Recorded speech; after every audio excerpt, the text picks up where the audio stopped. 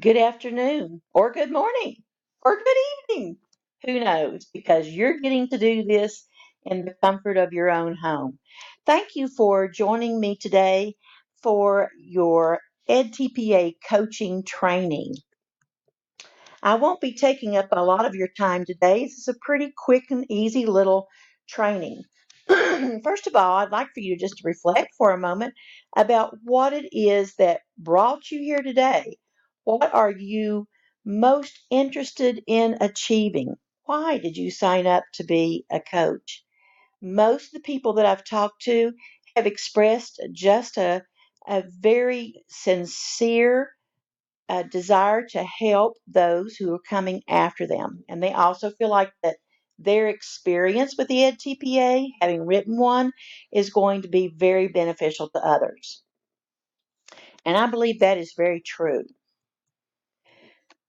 Can you be approachable, flexible, reliable, trustworthy, encouraging, relatable, empathetic?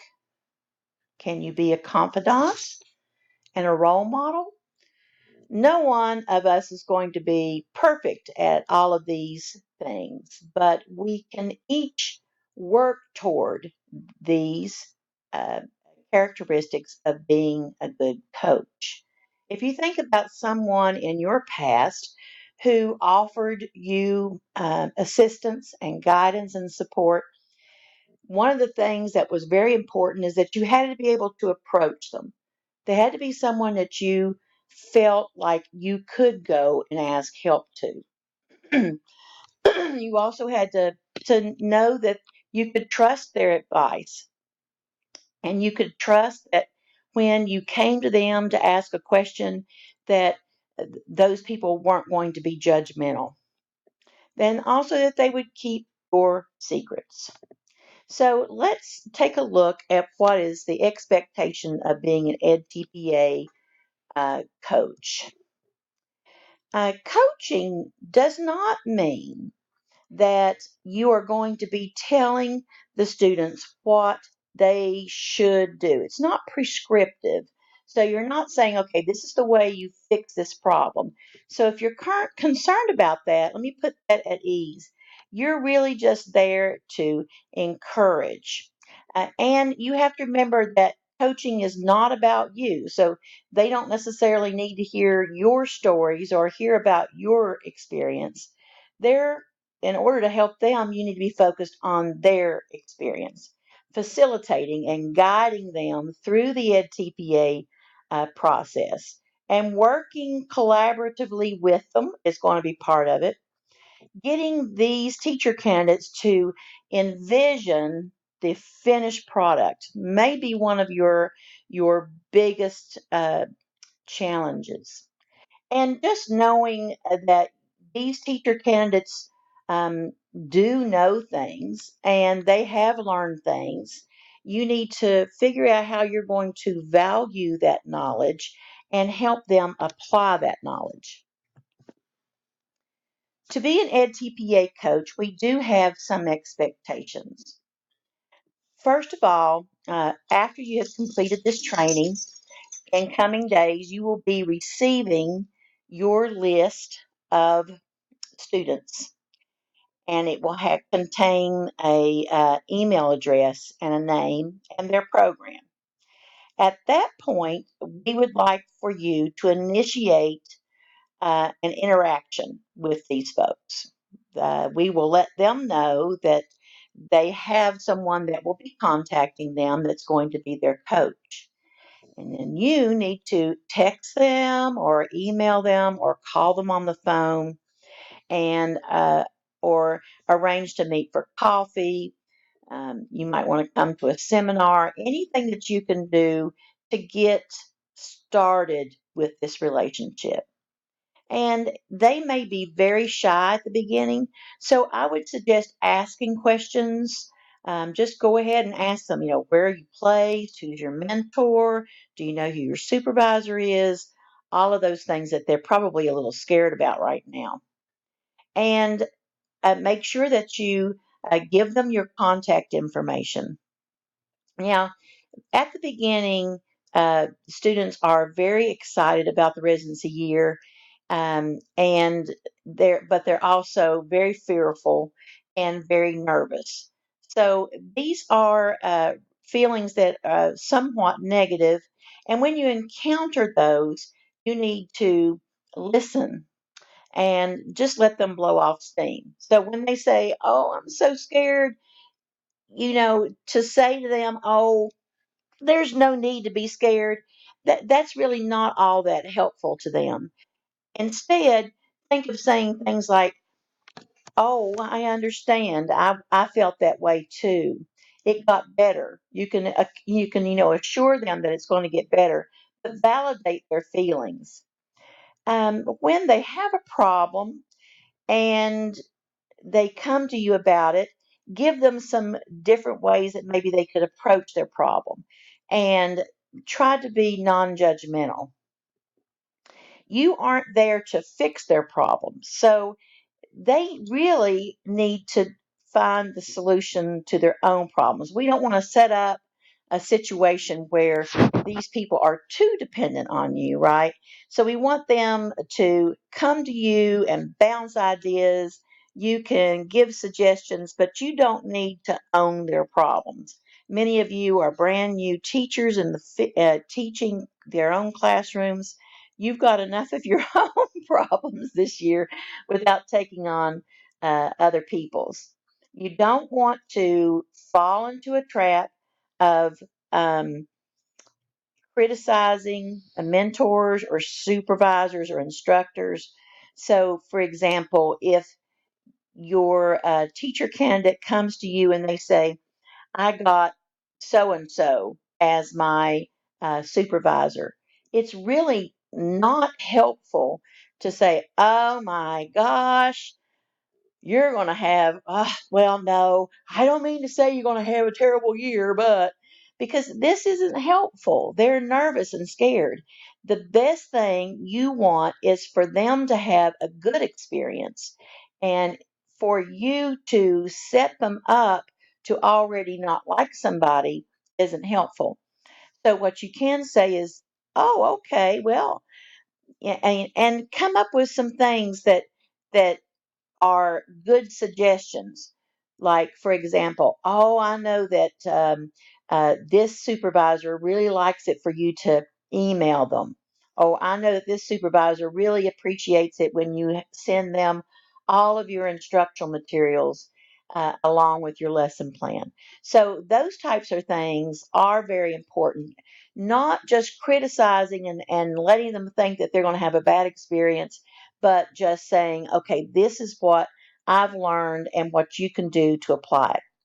When you make these contacts, you need to keep a record because we are counting hours that you spend. You want to establish and maintain rapport. So after you have made this initial contact, you want to meet with your candidates in person at least once a semester. Now, that's a minimum. Meeting with them more often is recommended because it's hard to have much of a relationship if you're just seeing someone every 3 months. So you're likely to not even remember their names. But you can call them, you can email them, you can um, set up Facebook Messenger with one another. You can meet them in person, but you don't have to. The location of where you meet, that's completely up to you. You can try to meet on campus. You can go to a coffee house. You are the judge. But it's important that they feel like they can come to you, and it's a little easier. It's for you than you would think because you're just coming out of the program and they look at you and they see someone that's in their peer group, and so it's going to be fairly easy for you to build this rapport and the trust. But you also need to make sure that you respect their confidentiality, and that's going to be helpful. Again, keep track of anytime you reach out to these teacher candidates, you'll want to do that. They're going to come to you with questions, and that's part of the whole point of this, right? Is for you all to be there to answer questions. So you need to answer questions to the best of your ability. But you'll notice that, I don't know the answer to all the questions clearly. What I try to do, if I'm unsure of an answer, I usually am pretty upfront about that. And I'll tell a person, I don't know for sure this is correct, and you might want to check with somebody else. Or I just won't answer, and I'll say, I don't know the answer. You should contact so and so. So you're not expected to spend time researching an answer. That's the responsibility of your teacher candidate. You're there for support and guidance. So you need to set boundaries about that. You also need to set boundaries about when and how often they can contact you. For example, you might not want them calling you past 9:30 at night. That's something you need to tell them, and just be uh, very open about um, what you expect, and be mindful of the acceptable and unacceptable edTPA supports that we're going to go over in just a bit.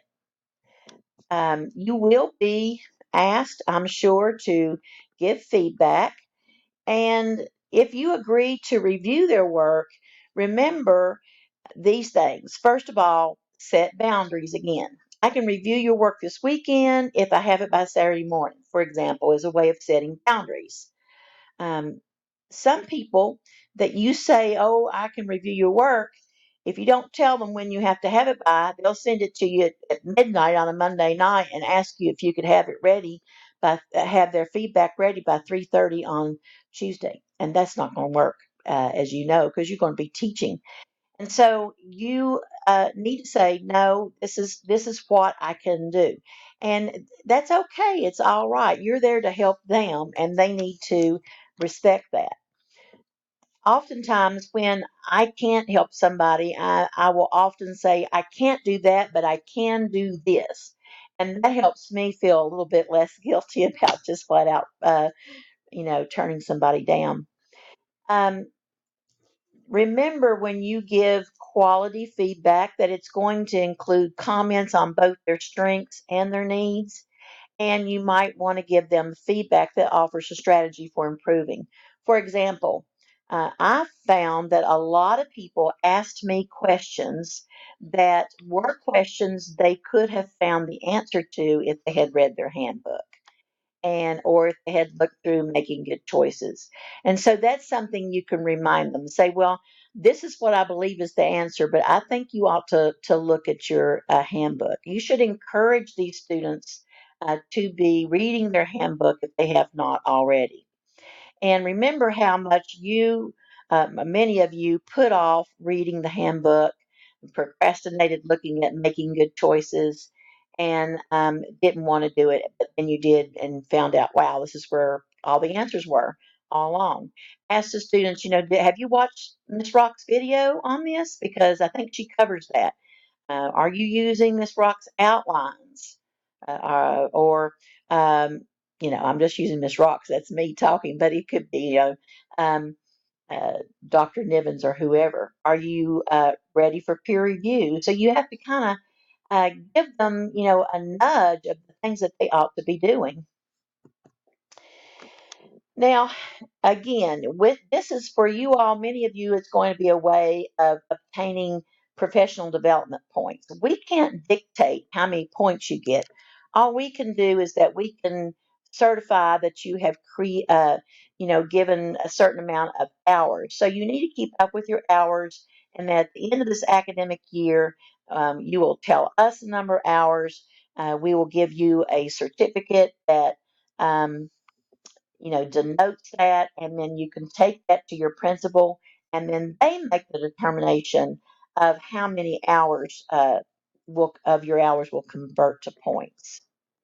So keeping up was just very simple, that the activity that you did, the day that you did it, the number of minutes. So watching this online training so far, it is 14 minutes and 33 seconds. So making sure that you put that down as well. And then at the end of the academic year, you'll total those up and turn them in. So we want to make sure that you know to listen, criticize constructively. So not just, well, that doesn't look very good. say, well, this is what I see as a problem, and this is what you might try. You want to be supportive. You want to facilitate their improvement. You want to act as a role model.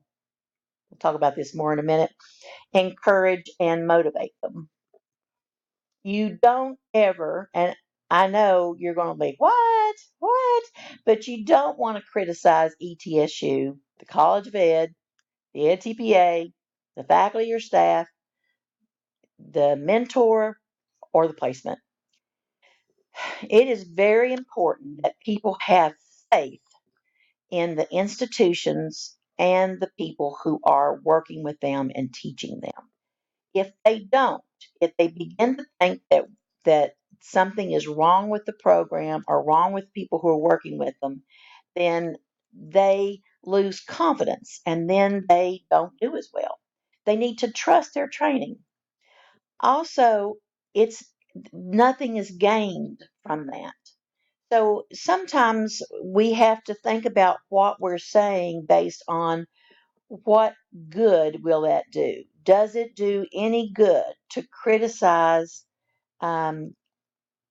programs or people? Instead, you should validate their feelings. If they criticize ETSU or the College of Ed or the edTPA or any of the faculty or staff, then you should listen and you should say, I can hear that you're very upset and frustrated. Let's try to come up with a solution.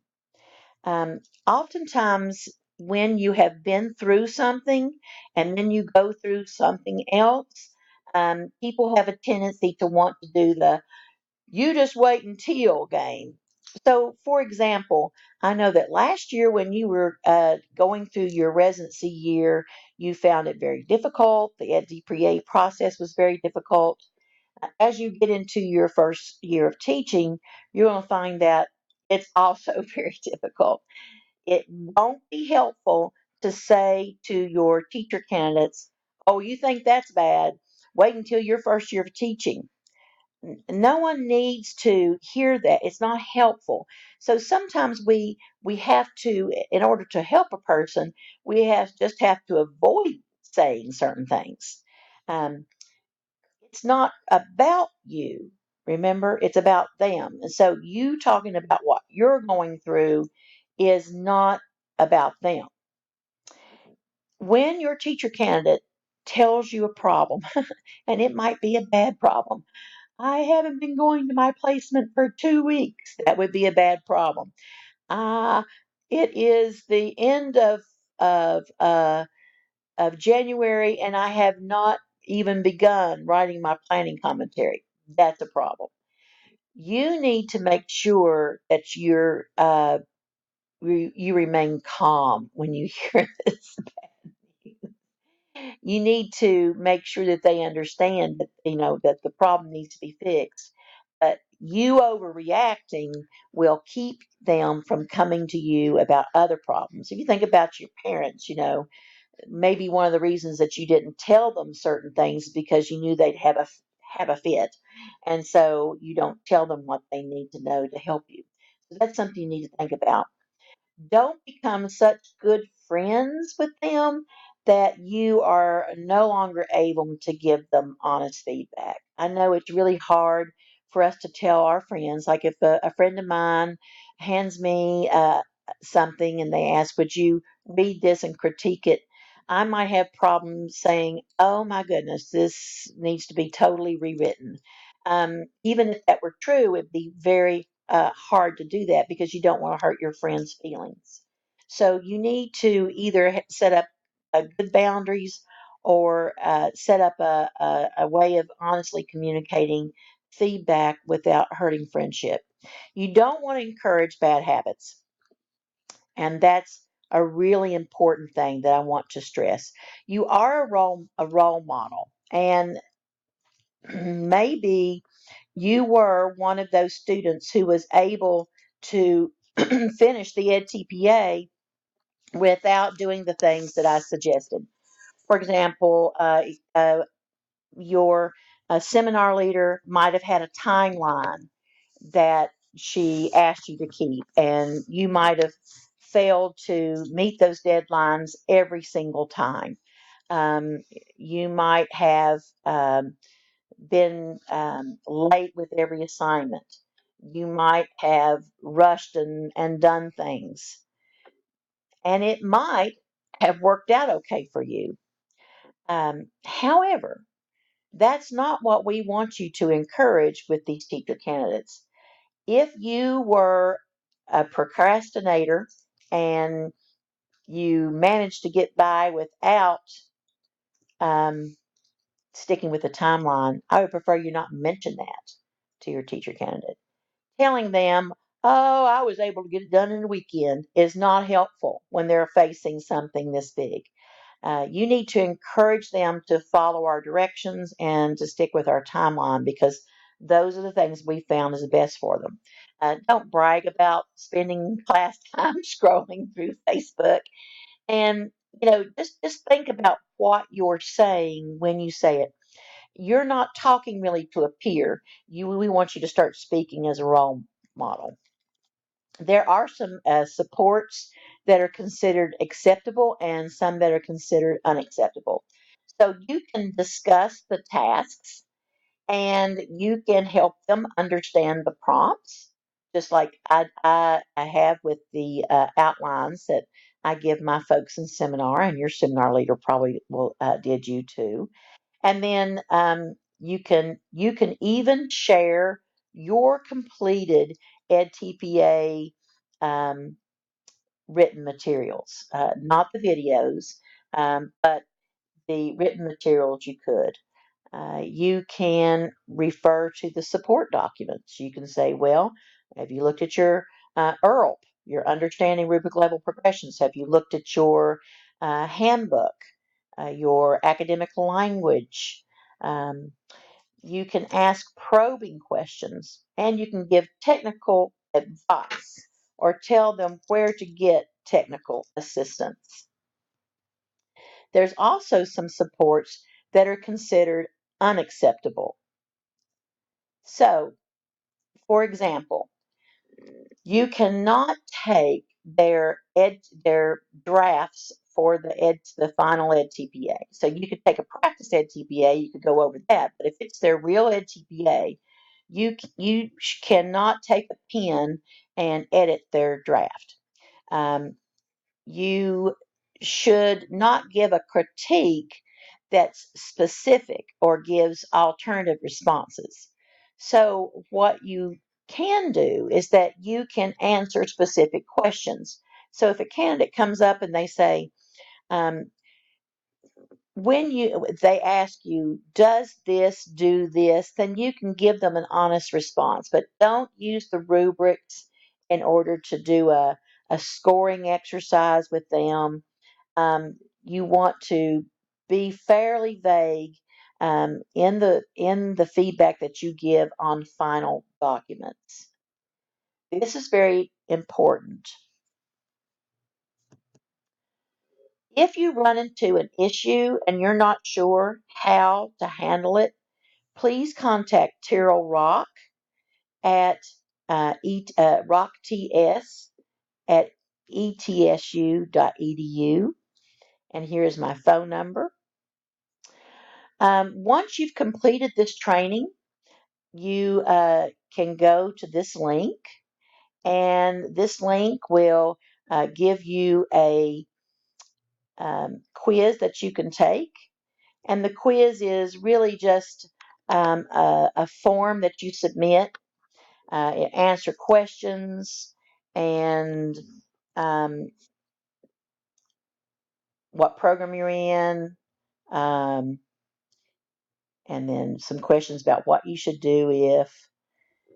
And then a little rating is optional. Then you submit it, and at that point, you're considered to be finished. So I really appreciate you dropping by today and joining us for this training. I hope that you found it useful, and I hope that you have a really good year and have a great time working with your teacher candidates. very rewarding to help others, and you're going to actually be doing a lot of that this year. And we really appreciate you at Clemmer College. You have a great day. Bye.